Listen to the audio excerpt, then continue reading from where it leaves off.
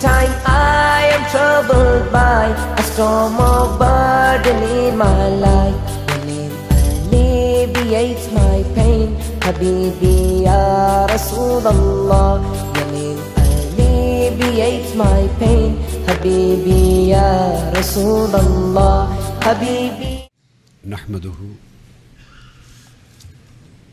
wa nusalli ونسلم على سيدنا ومولانا محمد رسوله النبي الأمين المكين الحنين الكريم الرؤوف الرحيم. أما بعد، فأعوذ بالله من الشيطان الرجيم. بسم الله الرحمن الرحيم. يا أيها الذين آمنوا ادخلوا في السلم كافة. صدق الله مولانا العظيم. Respected guests and honorable audience, by the grace of our Lord Almighty, and this session is primarily organized for our highly respected guests. I will, inshallah ta'ala, give a brief introduction of a single aspect of Islam. Islam as a religion of peace and democracy, just for 15 to 20 minutes, based on the first Islamic written constitution given by Holy Prophet Muhammad sallallahu ta'ala alayhi wa sallam, peace be upon him. And then this briefing would be followed by the questions and answers. Some of them have already been sent to me and they are in front of me. And of course, I would like to invite the live questions on any subject, any aspect of Islam our respected guest would like to ask. I would be welcoming and I would be pleased to answer those questions. The root word of Islam is silm and salama. And Islam means to come into peace and to provide others with peace. This is actual meanings of Islam. This word Islam originates from silm and salama, that means peace, security. Salam, and it has bifold meanings, meaning thereby to come into peace and to provide peace to others. So Quran says that, O people, O believers, Ya ayyuhalladhina amanu, addressing the believers, that you should adopt the path of peace in true sense and in complete sense.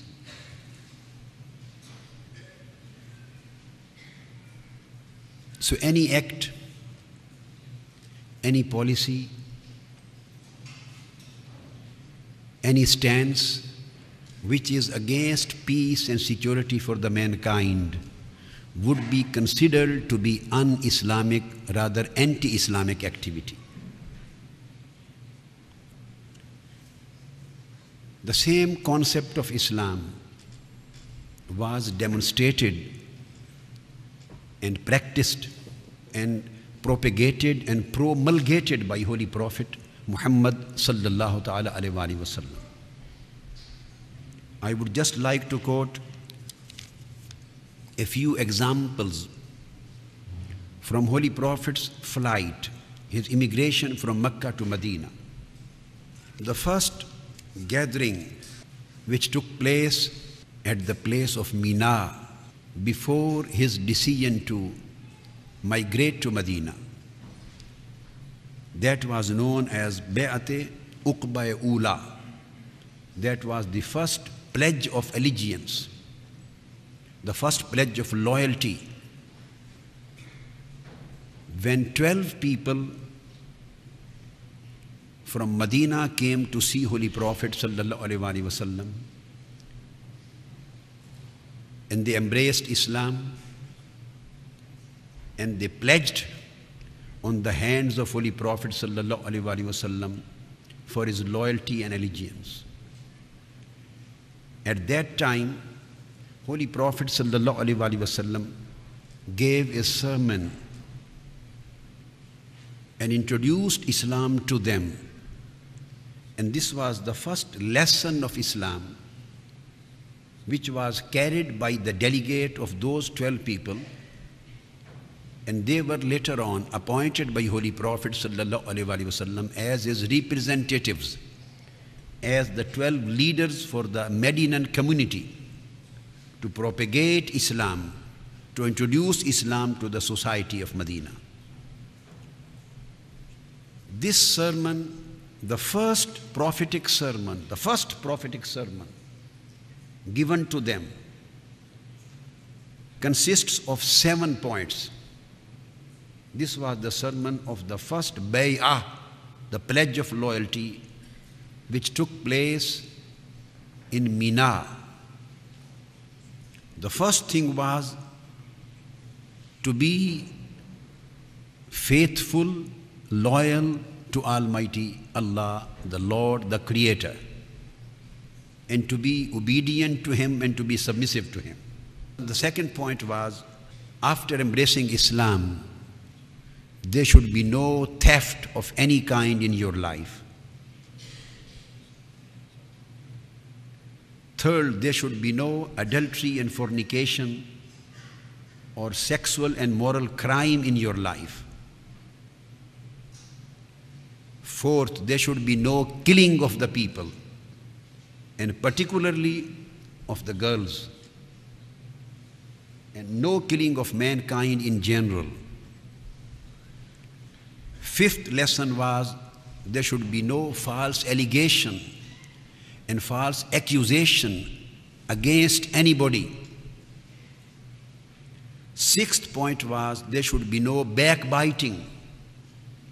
And seventh was, you have to practice and propagate every good thing, and you have to abstain from every evil. So this was the first sermon, the first lecture of Mina. This was the first package of Islamic teachings which Holy Prophet sallallahu alaihi wasallam communicated to them, and they traveled to Medina back with this introduction of Islam. All basic books of Islamic history, including Tabaqat ibn Sa'ad, including Sirat ibn Hisham, Sirat ibn Ishaq, Al-Hidayah wa Nihaya by Hafiz ibn Kathir, all authorities undisputedly quote this sermon. This is not any isolated tradition. This is a very famous, unanimously agreed upon tradition that this was the first basic sermon of Holy Prophet sallallahu alaihi wasallam. So if we go through this whole lecture, one aspect is related to the spiritual and religious message of Islam regarding the faith. One aspect.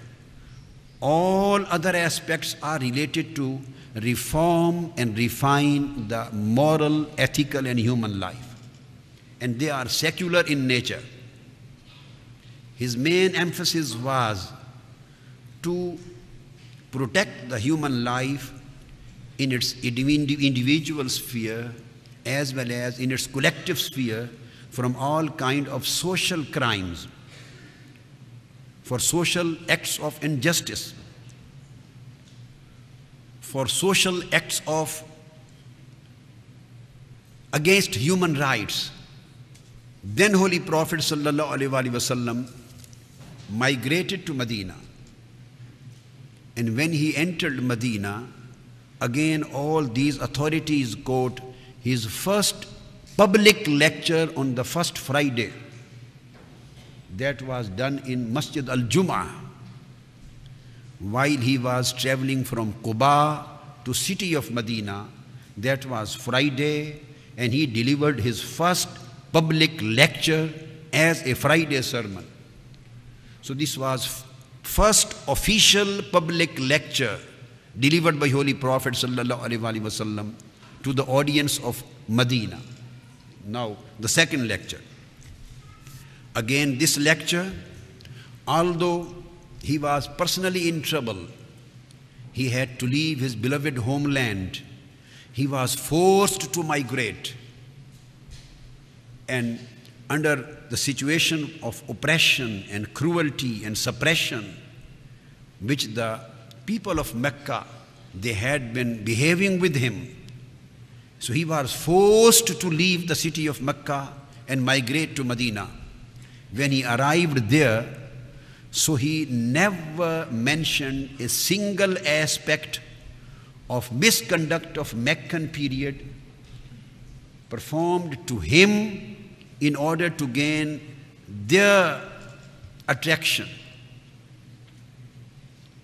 When he was giving his public sermon, he again gave a lesson of worshipping Almighty Allah, and number two, the lesson of to be truthful in your life. Number three, the lesson of mutual love for everyone.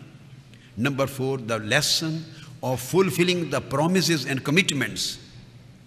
Number six, to differentiate between what is lawful and what is unlawful in your life, what is moral and what is immoral in your life, what is permissible and what is forbidden in your life. Moreover, to deal with piety and wariness and in a way of God-fearing to other people, so that nobody is harmed by your practice or by your act. So again, this was the second sermon, and after arrival in Medina, this was his first public lecture or first public promulgation of his teachings, which was done in Medina.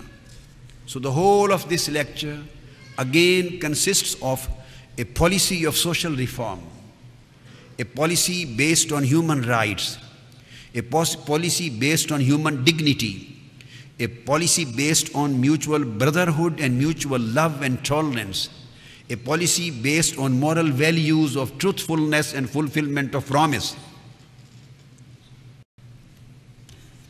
After mentioning these two lectures of Holy Prophet sallallahu alaihi wasallam, then I would like to come directly to the constitution which was given by Holy Prophet sallallahu alaihi wasallam. And this as-Ṣaḥīfah, the first written constitution, which was drafted by Holy Prophet sallallahu alaihi wasallam, and the participants of this constitution were the Muslims, the migrants of Medina, and the local Muslims of Medina, and the Jewish community, and other non-Muslim tribes, and their allies, all non-Muslim allies who were working in political and social alliance with the Jews of Medina at that time. So a constitution was drafted, and that constitution, text of the constitution, consists of 63 articles. This constitution was compiled through all original sources by Dr. Hamidullah, who used to live in Paris, and he compiled and edited this text of constitution through various sources in the form of 47 articles. Then I got an opportunity to work on it, and this was the second effort which I did by grace of Almighty Allah, and I split it and captioned and categorized in 63 constitutional articles, this whole text. This book is published in the name of Constitution of Medina, which consists of, according to my analysis, consists of 63 articles. So this was the constitution, written constitution, which provided a foundation, a constitutional foundation to Medinan society. This was the constitution which provided the concept of devolution of powers. And this basis of devolution of power became the formation, became the practical foundation of democracy. This constitution provided the moderate and balanced aptitude towards all communities. This constitution for the first time gave the idea of nation, geographical nation, a territorial nation, which would include Muslims and non-Muslims together equally, and putting all faiths, cultures and religions, putting them together. Holy Prophet ﷺ constituted a political nationhood, concept of nationhood. Then he gave through this constitution the concept of rule of law. He gave through this constitution the concept of respecting the local customs and customary laws and local traditions of all tribes and all cultures and all religious and faith communities based on various religions and faith. Then he gave the concept of basic human rights. He gave the concept of fundamental protection of religious freedom. He gave the concept of protection of the minorities in their religious, social and cultural rights. He gave the concept of a guaranteed protection to women's rights. And he gave the concept that the state of Medina would be declared as sanctuary, a state of peace and security, and no act of oppression, no act of suppression, no act of injustice, no act of extremism, and no act of terrorism, and no act of violence, and no act of militancy would be allowed in the city-state of Medina.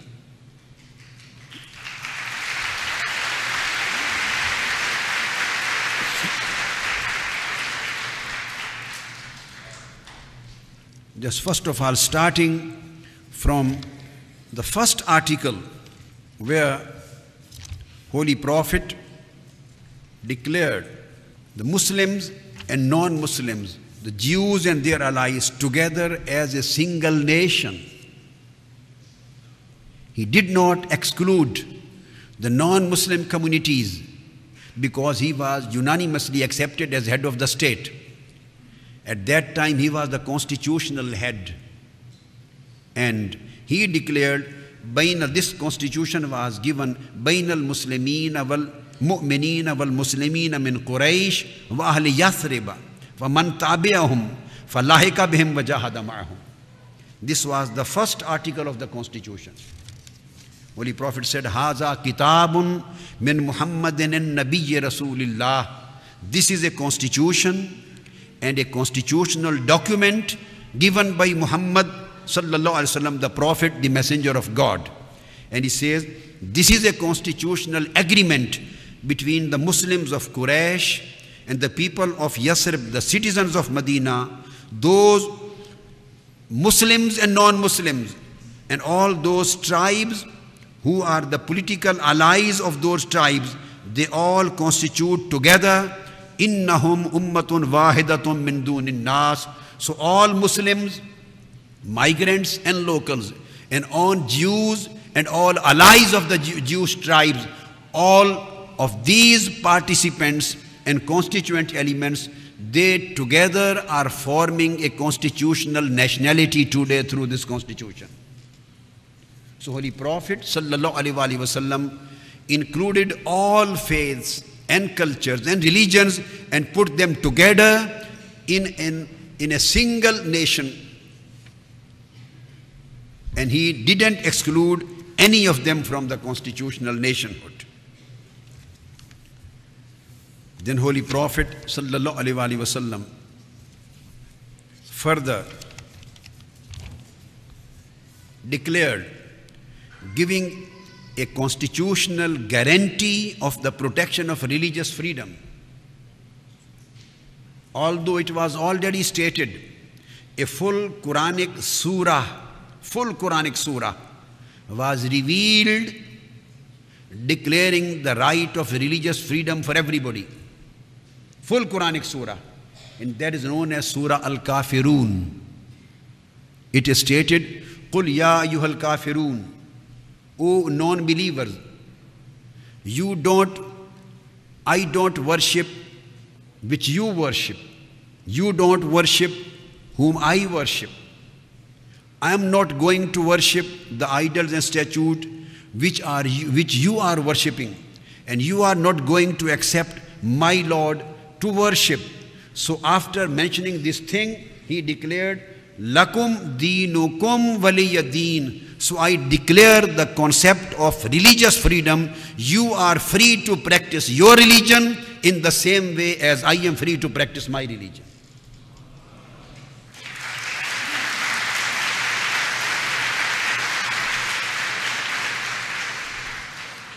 And this Quranic verse was again transformed into a practical constitutional concept in Article 30 of the Constitution of Medina.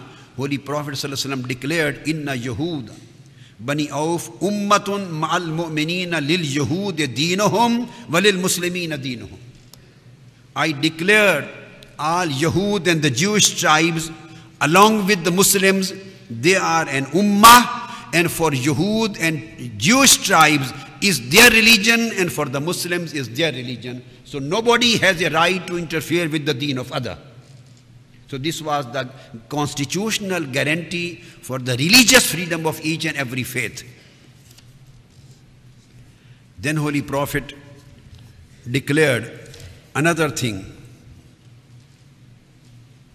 that all other tribes who are allies of the basic Jewish tribe, they will enjoy the same constitutional right as the main Jewish allies of Muslim community are enjoying.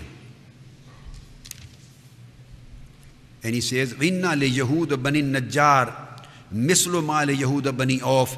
Then there are about 15 articles, rather more than 20 articles, where he has specifically mentioned that every single tribe will enjoy the same constitutional tribes as we have given to all other main participants of the Constitution. Then Holy Prophet ﷺ declared that the valley prohibition, there would be a prohibition of fighting, and there would be prohibition of bloodshed among the various communities of the state. The valley of Yathrib, the Medina, is sacred and is declared to be the place of peace and security. And every kind of fighting, every kind of bloodshed, and every kind of violent and tyrant act is declared to be prohibited from today. And the same was Holy Prophet's declaration on the day when he delivered the last, his sermon of Hijjatul Wida.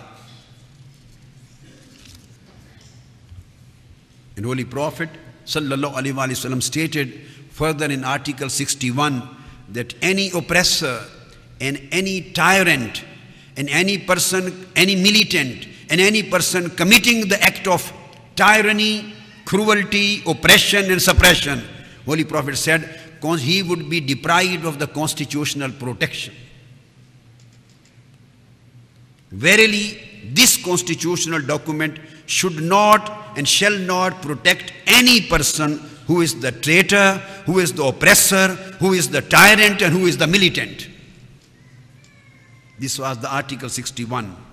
And again in Article 62, Holy Prophet said, all peaceful citizens would be in a safe and secure protection of the Constitution. Those people who will work against peace and security, they will lose the guaranteed constitutional protection for their life. And again, the last article, 63, Holy Prophet ﷺ said, verily Allah and Prophet Muhammad, the messenger of God, are the protectors of the peaceful people. And those who fear Almighty Allah, not the protectors of those who are militants, who are the oppressors, or who are the violators of the rights of human beings.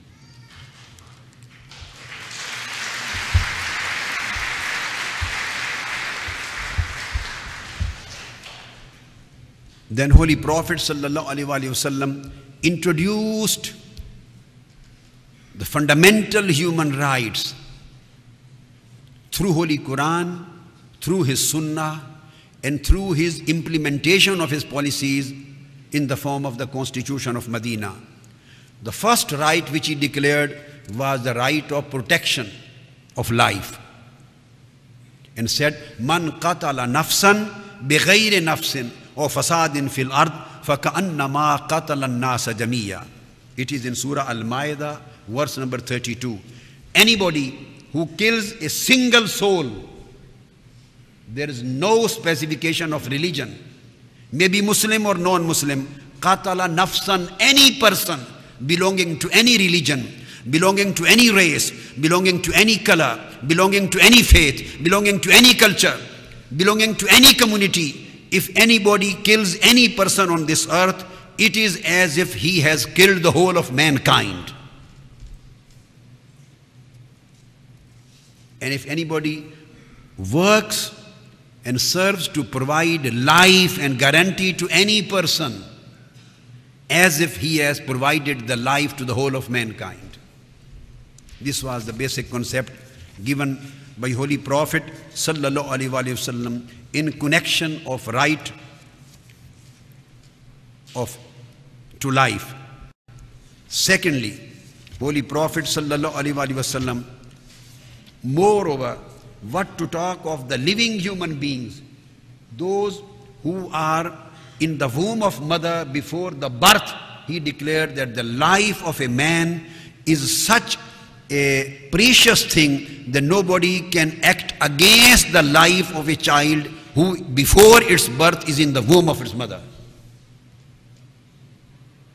And he said the mankind possesses such a respect and honor that even after the death, nobody is allowed to sit on the grave of any person, whether Muslim or non-Muslim, because this is the requirement of the respect for mankind.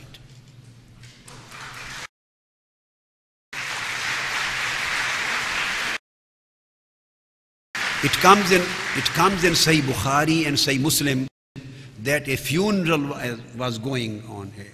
When Holy Prophet ﷺ saw a funeral, he stood up. Somebody stated, it comes in Sahih Bukhari and Muslim. Somebody informed him, "Oh Holy Prophet, this is a funeral of a Jew. This is a funeral of a non-Muslim, not the funeral of a Muslim." Holy Prophet ﷺ got angry. He said, "What are you talking about? He is a Jew or a Muslim. He is a human being, and this respect has been given equally for every human being."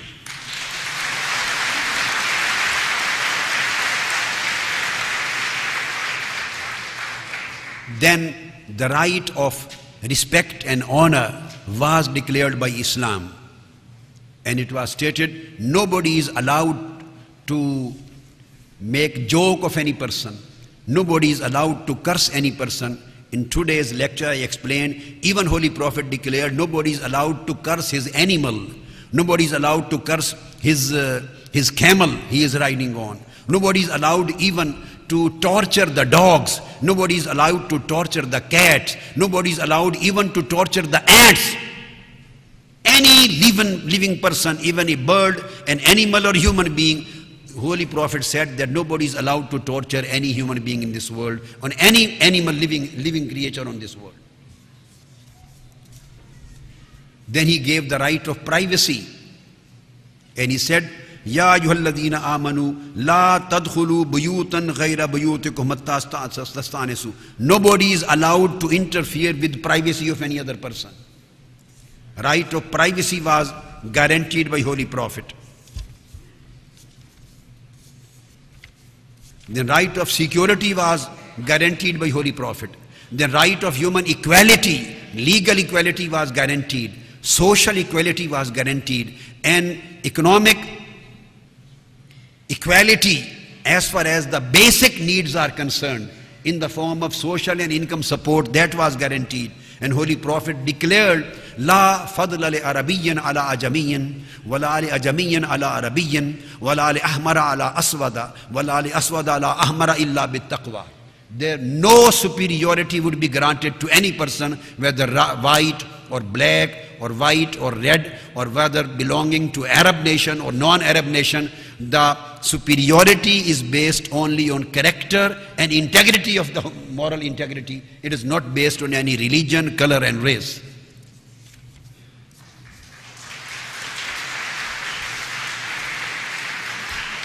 Then another constitutional guarantee was provided by Islam, by Holy Quran and by Holy Prophet ﷺ, and that was guarantee of legal equality and legal justice.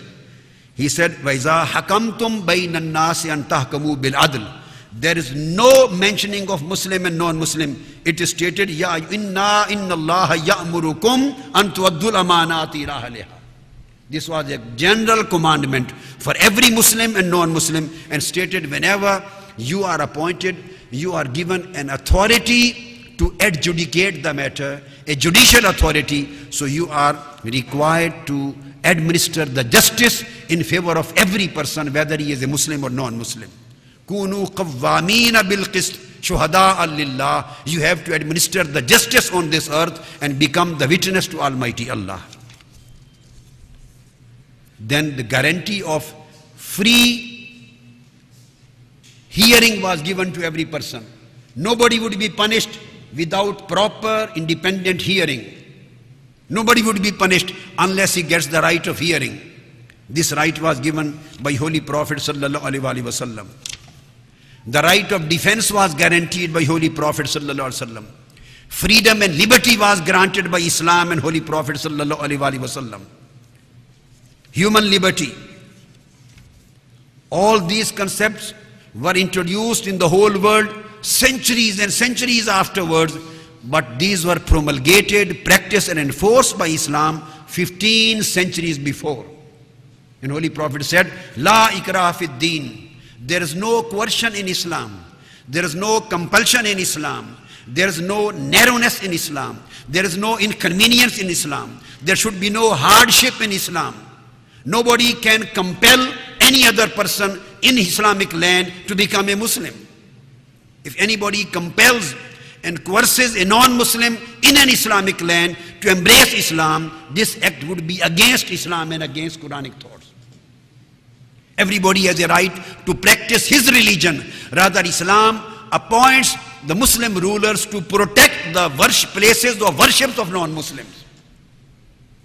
In the days of Banu Umayyah, one of the caliph, a governor in Damascus, he demolished a part of a church, and a mosque was extended, and that part of church was made a part of the mosque. The Islamic jurists of that time, they stood up and they said, this act of demolishing the church and the place of worship of the Jews and Christians, this is totally un-Islamic, and Islam does not allow to demolish the churches and worship places of other religions and to extend the mosque at that places. Sayyidina Umar bin Abdul Aziz, he stood up and he demolished that part of the mosque again and ordered that this part should again be re-included in the church, and this part of mosque should be demolished. And it was done.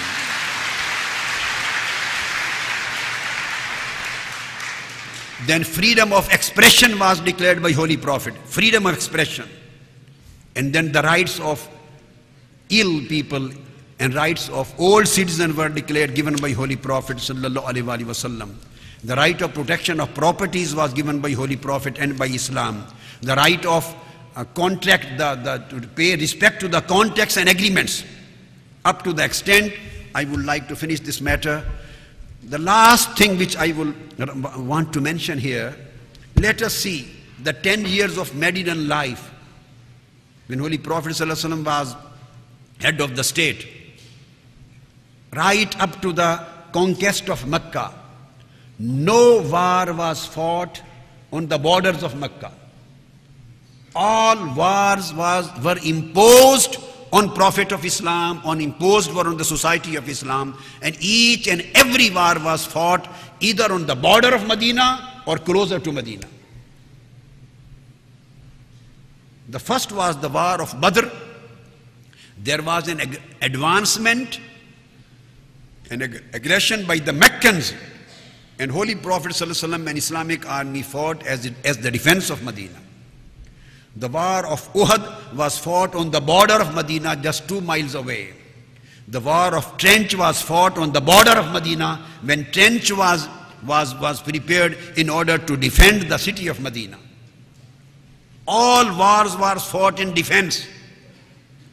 We can't see in 8 years of Medinan life a single war which can be known as the war of aggression. Each and every war fought by Islam was the war of defense. And in 6th of Hijra, when Holy Prophet went with 1,500 companions for performing the pilgrimage, the Meccans did not allow him to enter. So even then he accepted their suggestion, and a treaty of peace was prepared. And Holy Prophet signed the treaty of peace. It was a no-war pact for 10 years. But there would be no war and no fight between Medinans and between Meccans. 10 years no war pact was signed. But unfortunately, after 1 year, this was the Meccans who broke this contract and treaty of peace, not the Medinans, not the Muslims. This treaty was broken by the Meccans, non-Muslims. And as a result of that, the city of Mecca was conquered. Even then, when he entered, I mentioned in my 2 days lecture, when he entered, one of the companions, Sa'd bin Ubadah, he raised a slogan and he said, Al-Yawma Yawmul Malhama. This is the day of revenge. Whatever has been imposed and whatever has been happening with us for the last 8 years, today we are going to take revenge. Abu Sufyan came to Holy Prophet ﷺ and said, this is a slogan being raised that you, the Muslims, are going to take revenge from us. Holy Prophet ﷺ got angry. He stood up. He said, this day is not the day of revenge. Al-Yawma Yawmul Marhama. This is the day of mercy. This is the day of forgiveness. This is the day of pardon. This is the day of compassion. We will forgive every enemy who was living here.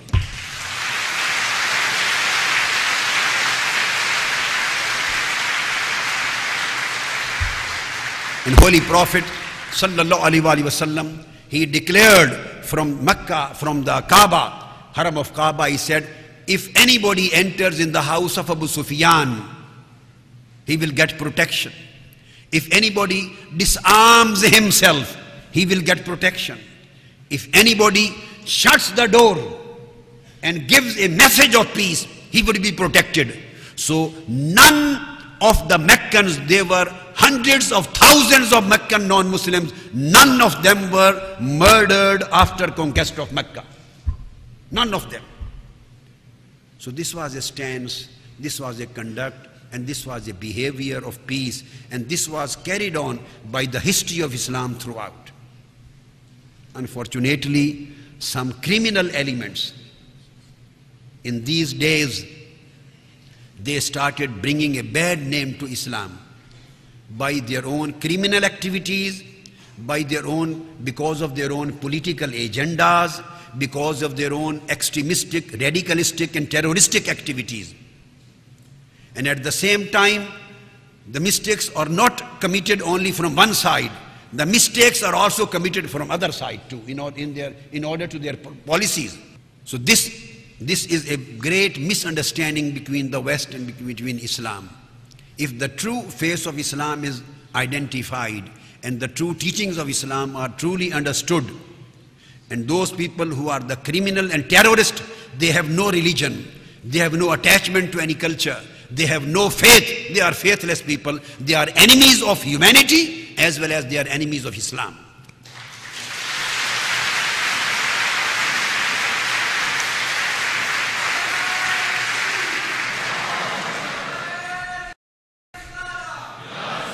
just after, with these, you can say, a brief introduction of Islamic stance of peace and democracy, I like to conclude my talk so that we may deal with some question and answers. Now, I have some written questions.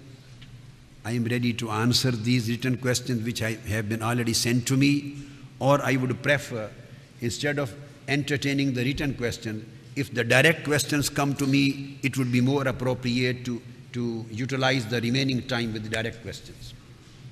I would prefer to entertain the direct question from my respected and honorable guest. Is any question you have in your mind, anything you want to say, any kind of clarification you want to ask, any aspect of Islam you want to understand, I, as a humble servant of Islam and as a humble, you can say, servant of humanity, I'm here to answer as much as possible according to my time.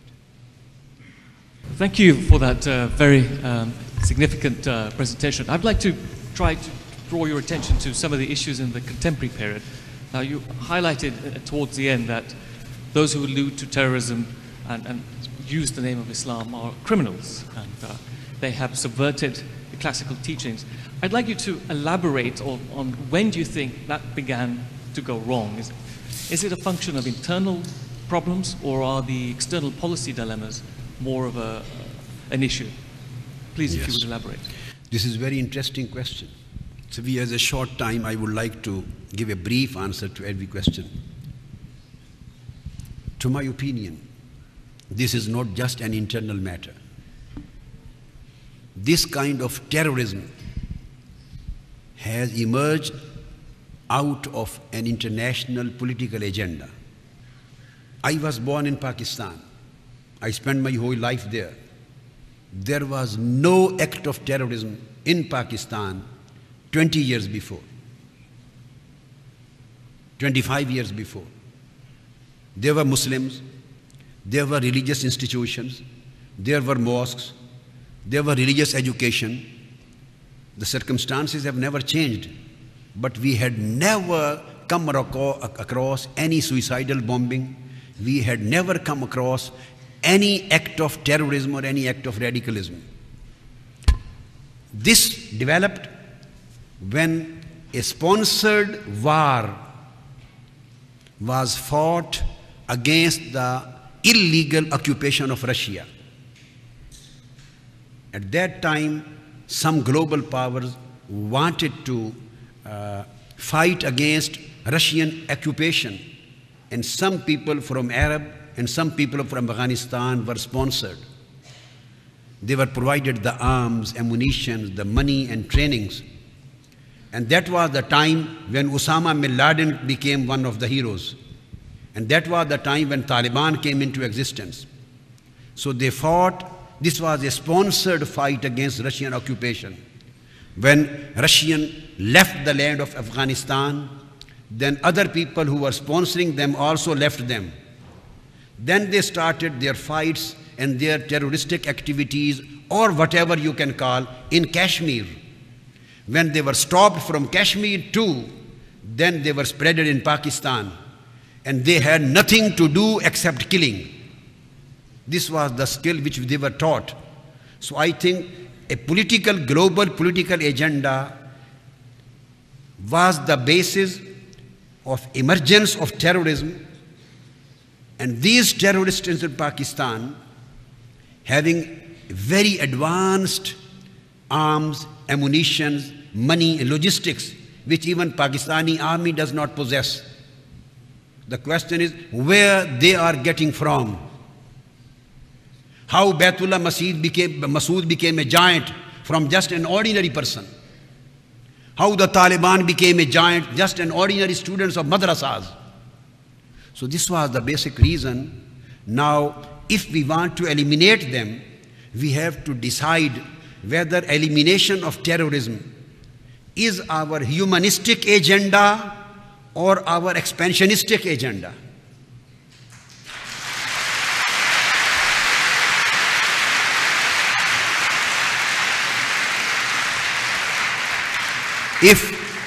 I think sincerely and honestly, if eradication and elimination and uprooting of terrorism in the whole world is just an idealistic and just a humanistic agenda, then elimination of terrorism is not a matter of more than 1 to 2 years. And if it is a political and expansionistic agenda all over the globe, then it will continue for the whole century. This is the matter.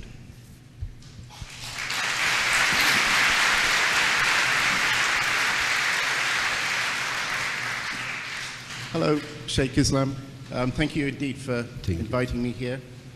I covered the war in Afghanistan in the 1980s and later, of course, the war in Bosnia. And in both cases, Muslims felt a duty to help their brothers and sisters in distress. I think everyone here will know the hadith, of course, about one body. When part of the body is ill, the whole body feels ill. At that time, and I remember coming up to Coventry, there were people raising money for the people in Bosnia who were suffering, and it was seen as a very proud thing to do, a very proper thing to do. Obviously, to do that now would be considered even an act of terrorism, where there are foreign armies occupying Dar al-Islam now, or at least their presence there. How do you see the two and compare the two in terms of the duty of Muslims to help their brothers? Thank you. I understand and agree with you that the whole of the Muslim ummah works like a body, but there are different organs of the body.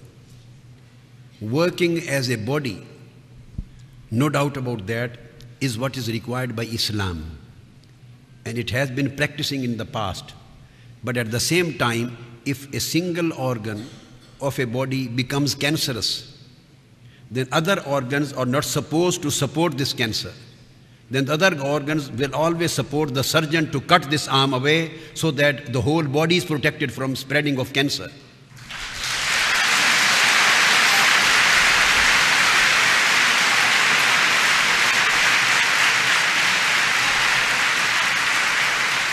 Act of terrorism is not less than a cancer. If in any part of the Muslim world, any group of individuals or any party starts a terroristic activity, so it means that there is a cancer in this organ of the body of Muslims. So the Muslim, all organs are compulsorily required to help the surgeon to cut that part from the body so that the remaining body is safe. That's why this terroristic activity is never supported and would never be supported by the Muslims. Because these people, when they commit the act of terrorism, they use the word of jihad. Jihad is never an act of terrorism. Jihad is fighting against terrorism.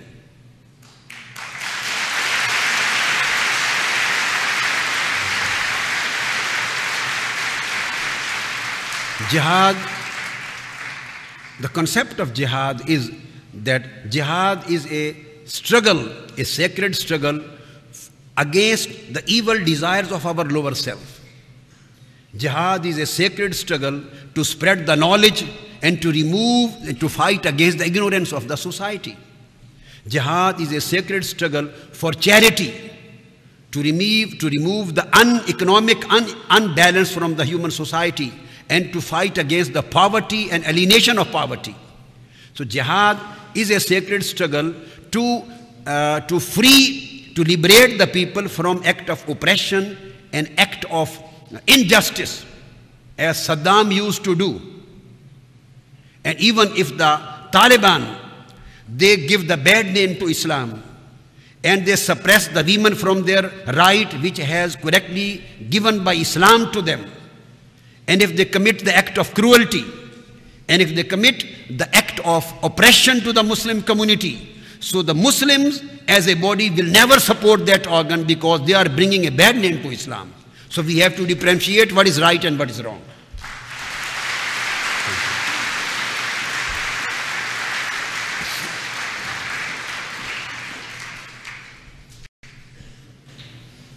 Sheikh, I would like to echo the thanks of others for the invitation to us here.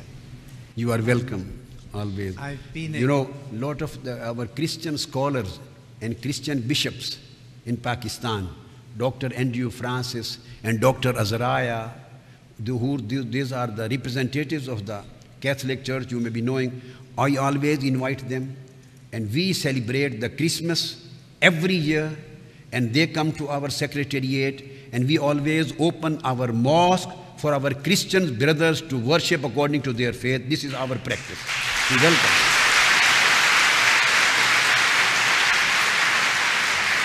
Thank you.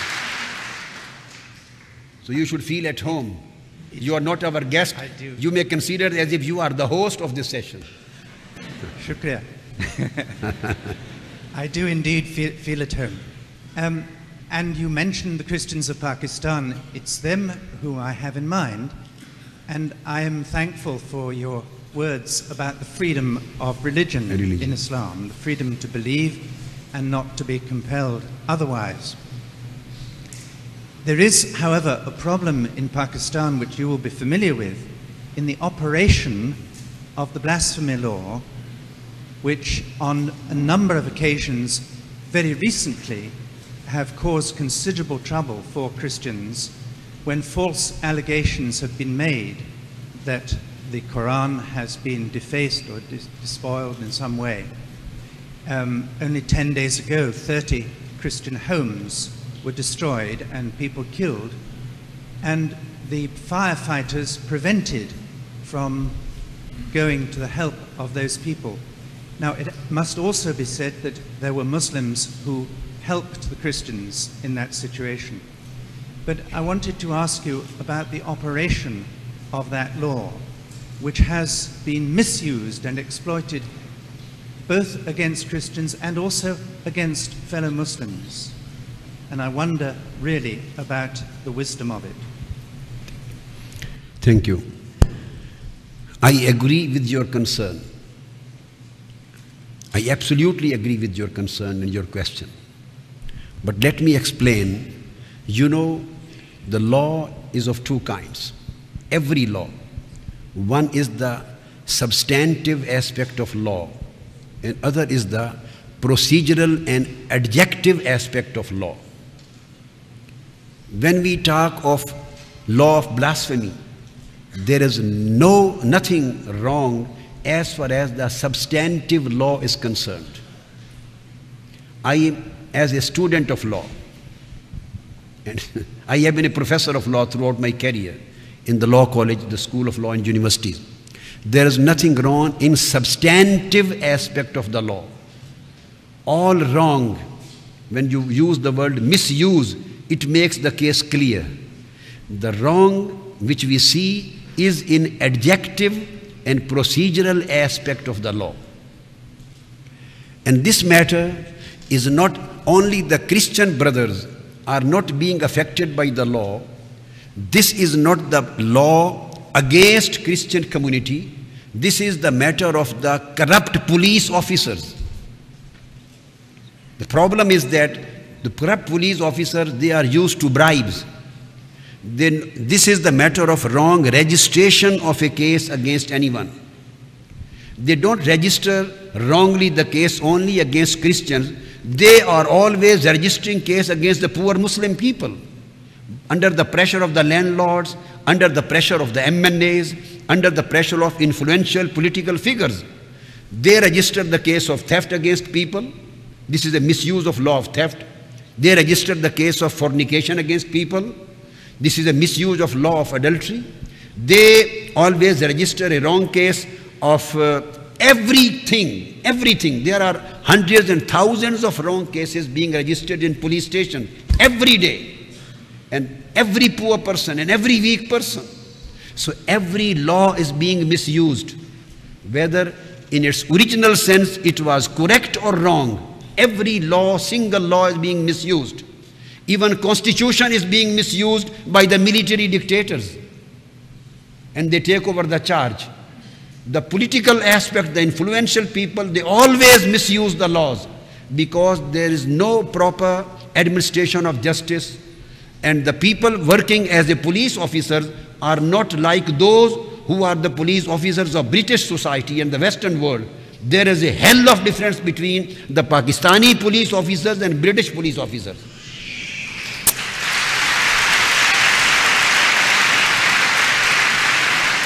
So the basic thing is to stop the misuse of law. There is no problem with the law itself. Some amendments, according to me, are necessarily required in procedural law. I support that every police officer in police station should not be allowed to register the case against any non-Muslim, any law of blasphemy. This authority should be given to a single magistrate in the district or in a tehsil. And after full scrutiny, the case should be, after full scrutiny and investigation should be launched, and the police officer should not be authorized to trial or to investigate the cases. The men of integrity from the magistrate and judges, they should be authorized to try the case so that they are also safe, and the same kind of administration of justice should be applied by other poor community of the Muslim in the Pakistani society. This is matter of corruption, not matter of religion.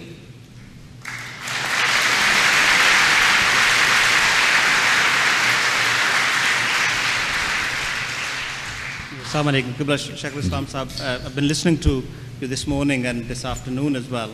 I think what I hear from yourself and from the whole, the voice of reason and moderation.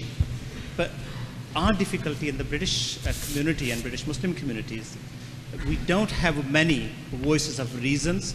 And looking at your eminent colleague, Dr. Sarfraz Naimi's and his martyrdom, who gave that same voice as you are giving, and those voices are silent by the terrorists. How could you advise us to help to raise the voice of the reasons? Jazakallah khair. My brief advice on this subject would be, I will ask the global authorities and global powers, please, please and please, don't help the friends of terrorists, just help the friends of peace.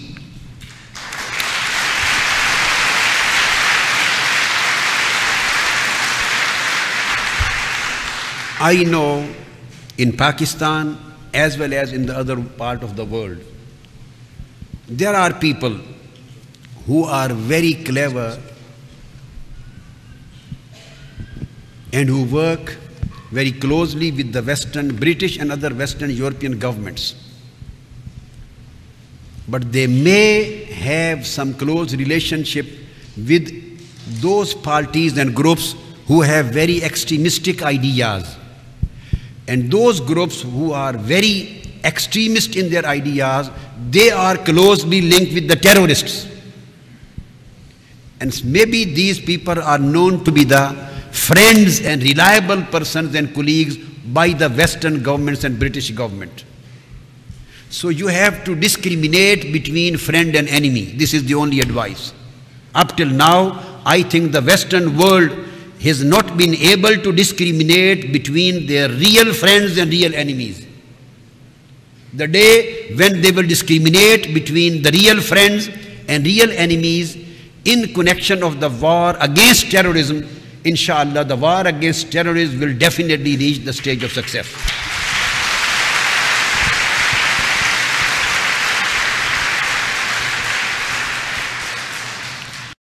Thank you very much indeed for this opportunity to address a question to you. In the research centre that I direct at Cardiff University, our underlying mission is the promotion of understanding of Islam and the life of Muslims in Britain. And we work in very close partnership with the local Muslim community and with the Muslim Council of Wales in trying to fulfil that ambition. I'm not an Islamic scholar, but I am an academic. And I would really like your advice based on your engagement with British Muslims and your understanding of the situation in relation to Islam in Britain. What do you think is the most important priority for a research centre such as mine in Cardiff University? Thank you. I think the most effective and influential way and role to be played by the research centre should be the promotion of the real and correct concept of integration. There can be three models in a British society or any Western society where Muslims are living in minority as citizens. There can be three models: model of isolation, model of assimilation, and model of annihilation. And the third would be the model of integration. There are some Muslims, some religious scholars, some religious practicing Muslims who till today love to remain in a model of isolation. You have to promote the research and to develop the understanding that being a part and parcel of British society, the isolation model is totally wrong. And on the other hand, you have to promote the research for the British government. This would be the message for the religious people, Muslims. And at the same time, a research should be conducted that bringing them out from isolation does not mean to lead them towards the model of annihilation. Because isolation is damaging for them, and annihilation would be damaging for a British society. Annihilation is never a good model, because every culture has its own roots, every culture has its own identities, and every culture has its own traits and attributes. So when you take them from isolation, at the same time you have to protect that annihilation model should not be promoted, because this will create a reaction. So the best way that your research should be on the lines that the best future for the British society should be the model of integration. Integration means that Muslims should not live, and any people belonging to any other religion should not live in isolation, and neither they should be called towards annihilation. They should live in a model of integration. They should get integrated with British society. All integrated British society, along with protection of their cultural identity, protection of their religious identity. So this will lead towards the concept of multicultural society. And finally, the multiculturalism itself becomes a culture.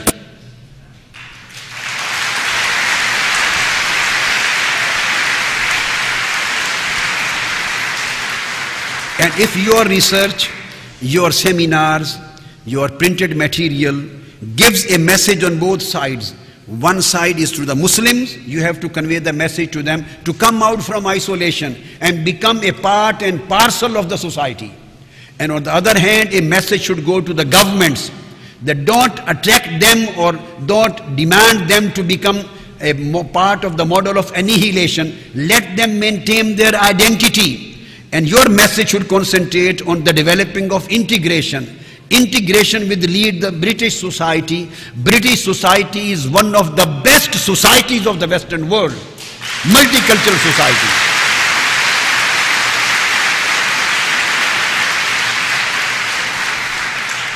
So the beauty and protection of the British society and its values lies and rests in multiculturalism. And multiculturalism can only be protected through integration. So this would be the work to be done. Thank you.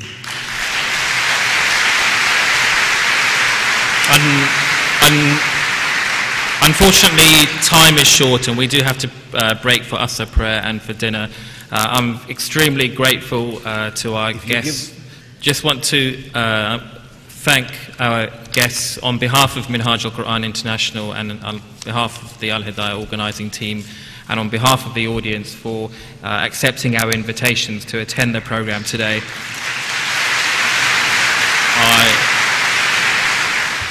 Every time I am troubled by a storm of burden in my life, every time I am troubled by a storm of burden in my life, your name alleviates my pain, Habibi ya Rasulallah.